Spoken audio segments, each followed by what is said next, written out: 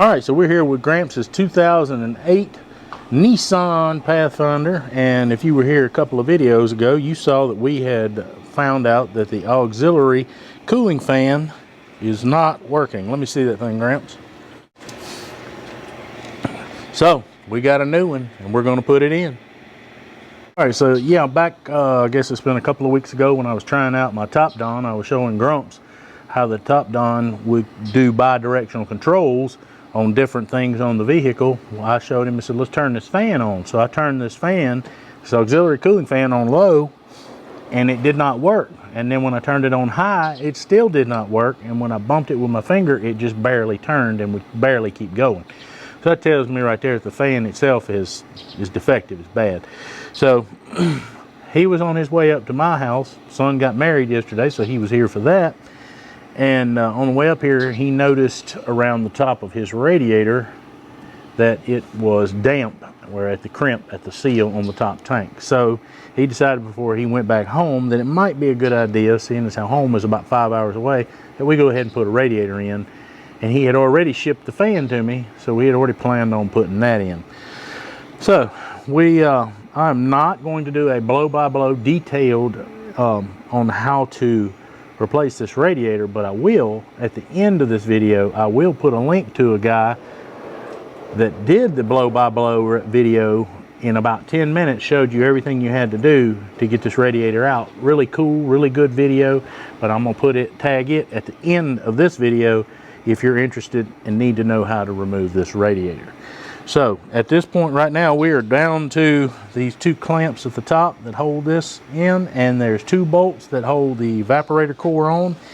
And once we get those out, we should be able to lift this radiator out. So we're almost to the halfway point.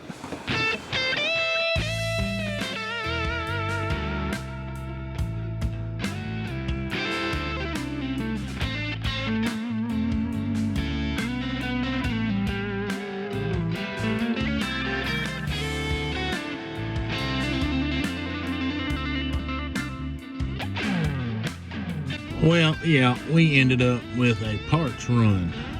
Well, we ended up having to have a belt tensioner, two hoses, and a belt, which Gramps already had the belt, so we had to get the other stuff.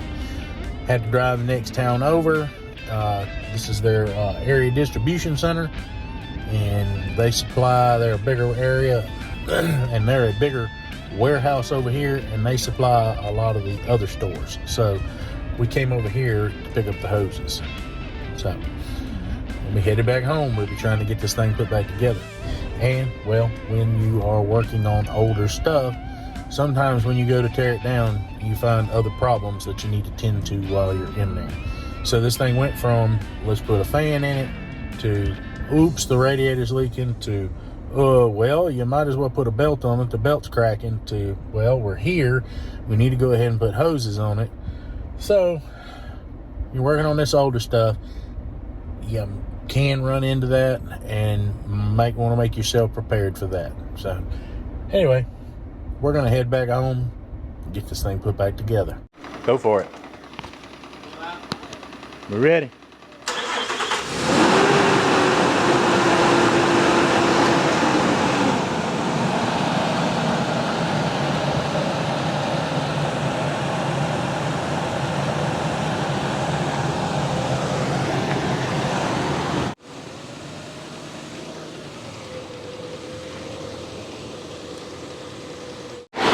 All right, boys, there it is. We're back up and running. We're letting her purge, but you can hear it. I don't know if you'll be able to see it, but there it is. You can sure hear it. AC's on and the fan is running, doing its job. All right, so one of the ways you can check and see if your fan is turning in the right direction and pulling air in the direction you want to do is a real simple test. Gramps reminded me of it when he did this. Go ahead, Gramps. See if it'll hold that rag. That right there, if it'll suck that rag up there and hold it, it will tell you that your fan is pulling air. And you can also check it. The mechanical fan is over here on this side. This is the electric fan.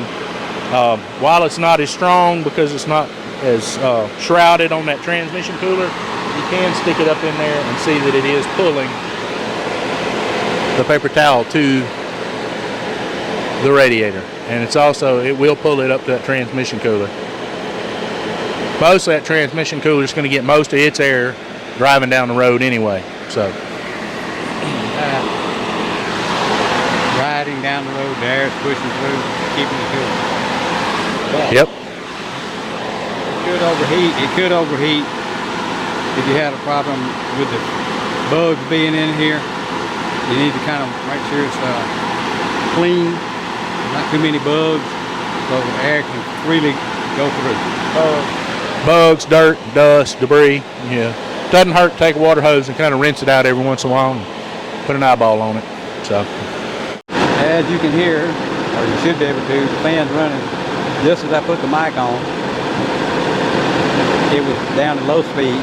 That warmed up and got to low speed and dropped down, and then just we put the mic back on me, it's sped back up. But you can still hear it, everything's working. That's hot. Like all this is hot, like it's circulating. It was bubbling out the reservoir, coolant reservoir, but we quit that. It's down about halfway. Everything feels good right now. No leaks underneath. We're just gonna let it sit here and run a little while. Now we're gonna go to the back and address the code PO455 that we have, and we'll see you back. The PO455 code that we had is an emissions code. Had several possibilities, but the number one possibility was a gas cap being not sealing properly. Now this is the old gas cap, and it doesn't operate like a new one, so I'm going to stick it on and turn it, and it just immediately goes, and it does, when you tighten it down, it doesn't feel real tight, like it just comes right back off. So we're going to put a new Gates, not a sponsor, gas cap on it, and when I put this on, it definitely feels better, much better. They're much tighter seal and fit. Put it on. I know everybody's done this, put on the gas cap. But right there, I start feeling the rubber compressing, the seal. And it's compressing, and there it is, it clicked. And I could feel it as it got tighter and tighter. I could feel like I felt like it was sealing. The rubber was squishy. And I'm gonna take it loose, and you can feel a little bit of drag from the rubber, and it's just a better feel when you put the cap on. So we're gonna give this a try, and then we're gonna reset the codes, and I'm gonna drive it around here tomorrow and see if any of the codes come back on, make sure everything else is good. Water leaks, coolant leaks, all that kind of stuff. Oil leaks, since we did so much. Well, we is the royal we. My son, Brian, did most of it. But anyway, we're gonna give it a try, and we'll keep you updated. all right, so we break out the top scan and get in here and read the codes and make sure that and verify that it is the PO455. Go through here and clear the code, ignition on and key off, and then it's going to tell you to turn the key off for 5 seconds. We had a little communication error there real quick, but it came right back once it saw the key on. And we go in and read the codes again, and well, we come up with no codes. All right, so there we go. We got Grumps all situated and fixed. We went ahead in there, as you saw, I cleared the PO455, and he's going to drive it around some Tomorrow, and then back home on Tuesday. You got a 5-hour run back home, so we're going to see if the PO455 stays off. If it stays off, then it was just merely a gas cap. But it's a real quick lesson we learned on this vehicle, especially when you get in here and you start working on the old stuff. I say old stuff, this is not an old vehicle, but it does have good many miles on it. We went in, we were going to just put the fan on, and when he got here, found that the radiator was leaking. We dug deeper, it needed a belt, went deeper yet, needed a belt tensioner, went deeper yet, it needed an air filter. So, and then we were like, yeah, let's go ahead and put upper and lower radiator hoses on it. We're already here, why not? Am I missing anything? No, I don't think so. Other than the dent in your credit card. Yeah, yeah. Outside of that, Everything else is fine. Everything else is fine, but he's back up and going. He's going to run it around in the morning and make sure that it doesn't get hot and that the coolant level is exactly where it's supposed to be when it's cold. So while he's doing that, why don't you go out and watch another video coming on the screen right now.